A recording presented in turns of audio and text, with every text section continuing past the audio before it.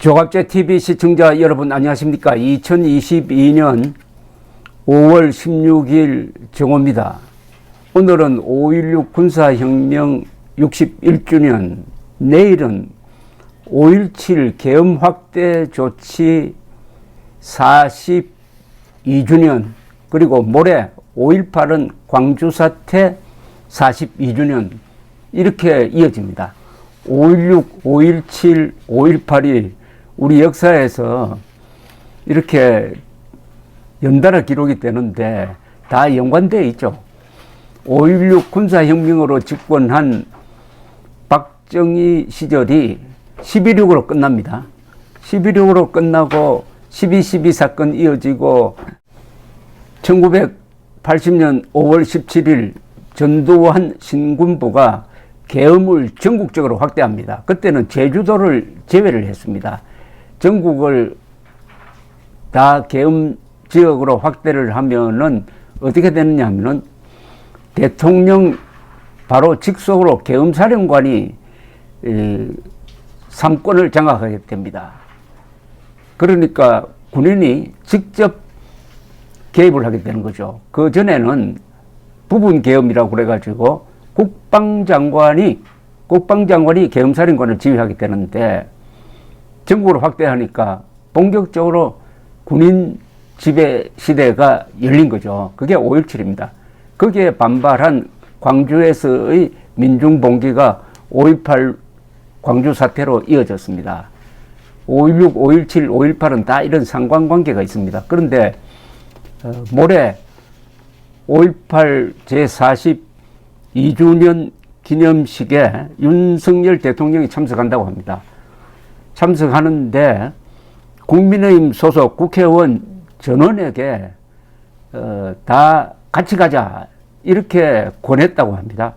그리고 권성동 원내대표, 이준석 국민의힘 대표도 거기에 호응해가지고 아마 역사상 처음으로 보수 정당 국회의원 전원이 참석할 것으로 보인다고 해서 지금 언론이 특별한 의미를 부여해가지고 보도를 하고 있습니다. 그런데 이 기사에 붙은 댓글이 상당히 윤석열 대통령에게 비판적입니다.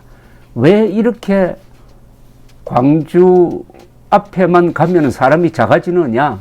왜 광주를 특수하게 대우하느냐? 그리고 이거는 민주주의 원칙에 맞지 않다. 국회의원들은 한 사람 한 사람이 다 헌법기관인데, 그리고 그 국회의원들 중에는 광주 사태에 대한 시각이나 평가가 상당히 다른데 어떻게 다 이끌고 대통령이 참석할 수 있느냐?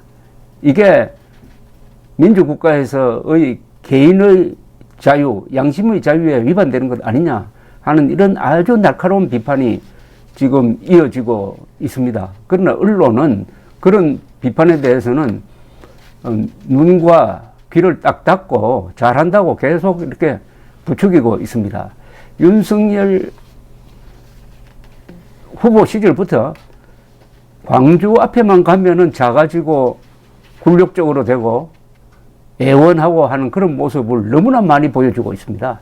대통령이 된 후에도 이렇게 할 필요가 있느냐. 더구나 윤석열 대통령은 5.18 정신을 대한민국 헌법 전문에 넣자고 하는 사람입니다. 아니, 헌법 전문에는 지금 건국 정신도 제대로 들어가 있지 않고 반공 정신도 제대로 들어가 있지 않고 6.25 때 대한민국을 지킨 이 호국 정신도 제대로 들어가 있지 않고 근대화 정신, 산업화 정신도 들어가 있지 않는데 왜 유독 광주 정신을 넣는 겁니까? 그렇게 하려면 개헌을 해야 됩니다. 그럼 그걸 위해서 국민투표까지 해야 됩니다. 그렇게 할 사안입니까? 그러면 부마 사태, 부마 정신을 왜 안 넣느냐라고 할 수 있는 것 아닙니까? 부산, 마산 사람들은 이런 윤석열 대통령의 광주에 대한 특별 대우는 다른 지역에 대해서 소외감을 줄 것입니다. 그리고 뭐 정치인이니까 표를 얻겠다는 거 아니겠습니까? 그런데 지난 대선 때 전라도 지역에서 윤석열 후보가 몇 퍼센트 받았습니까? 예상한 대로 30% 받았습니까? 20% 받았습니까? 12, 3% 아닙니까? 12, 3%면은 거기에 살고 있는 타지 사람들 빼면은 전라도 사람들은 거의 100% 이재명 후보를 찍었다는 것 아닙니까? 그리고 이 광주 사태에 대해서는 여러 가지 시각이 있을 수가 있습니다. 그 시각은 앞으로 역사적 토론을 통해서 정리가 되어야지 대통령이 이렇게 마치 우격다짐하듯이 국회의원들을 이끌고 참석을 한다? 더구나 지금까지 광주 사태와 관련된 여러 가지 논란 중에서 몇 가지 정리되지 않는 게 있습니다. 거기서 부르는 임을 위한 행진곡, 그건 그 내용이나 북한이 그 노래를 이용한 것이나 종합적으로 판단해서 이것은 애국가처럼 재창을 해서는 안 된다. 합창단이 부르면은 참석자들이 따라 부르면 된다. 합창해야지 재창해서는 안 된다 하는 게 지금까지 이명박, 박근혜 대통령 때의 보훈처의 입장이었습니다. 그러나 문재인 정권이 등장한 다음에 이 재창으로 갔습니다. 재창은 의무적으로 애국가처럼 다 같이 불러야 된다는 의무조항입니다. 이게 과연 옳은 겁니까? 임을 위한 행진곡 그 내용을 보면은 이거는 내가 양심상 부를 수 없다라고 생각하는 사람도 있는 것 아닙니까? 근데 그런 사람들까지 무조건 부르라고 하면은 이거 양심의 자유에 대한 저촉 아닙니까? 더구나 광주 사태에 대해서 더 진상을 규명할 게 있습니까? 더 있다고 하는 사람이 문재인 씨였어요. 문재인 대통령이 집권하자마자 광주 사태에 대해서 몇 가지를 지시를 했습니다. 발포 명령자를 밝혀라. 안매장 서를 확인하라. 그리고 헬기 사격을 규명하라. 이렇게 자기가 결론까지 내려놓고 했습니다. 근데 어떻게 됐습니까, 지금?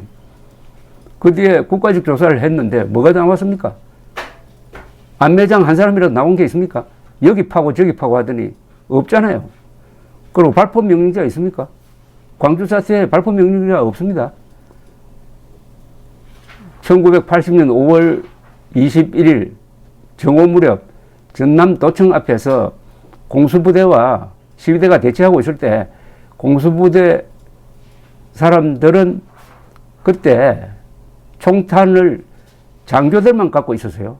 그런데 시위대가 차량을 몰고 와가지고 돌진해가지고 현장에서 공수부대원 한 사람을 깔아서 죽였습니다. 이러니까 어떤 명령도 받기 전에 일종의 자비적 차원에서 사격을 한 게 이게 사격의 시작이 없습니다. 아무도 사격하라는 명령을 내린 사람이 없습니다. 그 뒤에 수십 번 조사를 해도 발포 명령자가 나오지 않았는데 문재인이가 발포 명령자라고 지시를 했는데 나왔어요? 안 나왔잖아요. 없는 걸 만들 수는 없잖아요. 그런데 하나, 헬기 사격이 있었다는 거짓 결론을 국방부가 내렸습니다. 송영무 국방장관이 있을 때 특조위라는 걸 만들어가지고 조사를 했는데 헬기 조종사 중에 한 사람도 내가 쐈다는 사람이 없고 맞았다는 사람도 없고 치료했다는 사람도 없고 죽었다는 사람도 없는데 그냥 일방적으로 소설 쓰듯이 해가지고 헬기 사격이 있었다. 양민을 학살했다. 이런 식으로 발표를 한 게 송영무 국방장관입니다. 대한민국 군대를 학살 집단으로 만들었어요. 근데 그와 관련해서 전두환 전 대통령 재판, 1심 재판 판결문을 보면은 아주 판사가 웃기는 판결을 합니다. 이 세론이나 그 광주에서 재판이 이루어지니까 눈치를 안 볼 수 없었는지 전두환 전 대통령에게 유죄를 선고하면서도 가장 핵심적인 건, 즉, 헬기 사격으로 사람이 죽었느냐 하는 데 대해서는 결론을 안 내려요. 그거 보면은 헬기 사격은 있었다. 그런데 사람 죽었는지 안 죽었는지 모르겠다. 이렇게 나옵니다. 이게 재판입니까?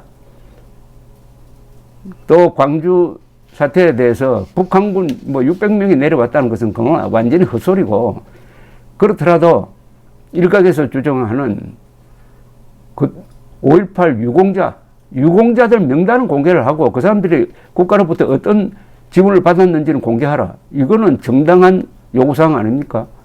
이걸 광주 사람들이 대답해야 될 것 아닙니까? 이런 거 다 묻어놓고 대통령이 됐다 해가지고 국회의원들을 부하 다루듯이 하면서 광주로 집합하라고 한다면은 앞으로 그러면은 윤석열 대통령은 임기 내내 광주를 위한 봉사에 전념할 생각입니까? 그런데 윤석열 대통령은 지난 취임사에서 아주 근사한 연설을 했습니다. 세계 시민 자유민주주의를 재건하겠다.